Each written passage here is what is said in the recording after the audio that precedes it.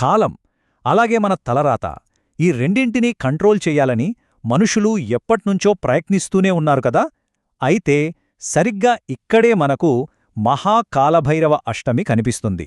ఈ పురాతనమైన, జ్యోతిష్యపరంగా ఎంతో పవర్ఫుల్ అయిన ఈ రోజు వెనక ఉన్న అసలు రహస్యాలేంటో ఈ విశ్లేషణలో డీటెయిల్డ్గా చూద్దాం. ఎలాంటి లేట్ లేకుండా డైరెక్ట్గా టాపిక్లోకి వెళ్ళిపోదాం.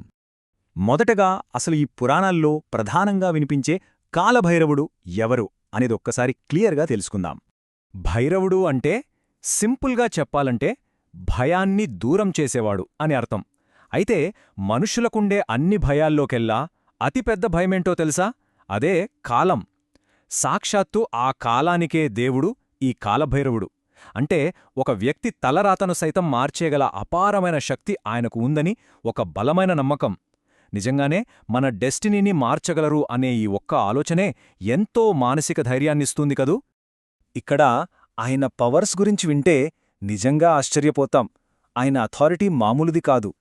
ఏకంగా నవగ్రహాలను, అలాగే నక్షత్రాలను కూడా ఆయనే కంట్రోల్ చేస్తాడట. అంటే విశ్వాన్ని నడిపించే శక్తులన్నీ ఆయన చేతుల్లోనే ఉంటాయన్మాట. వీటన్నిటితో పాటుగా సాక్షాత్తు బ్రహ్మదేవుని 5వ తలను ఖండించిన ఆ పౌరాణిక ఘట్టం చూస్తే కాలభైరవుని శక్తి ఎంతటిదో మనకు స్పష్టంగా అర్థమవుతుంది. సరే,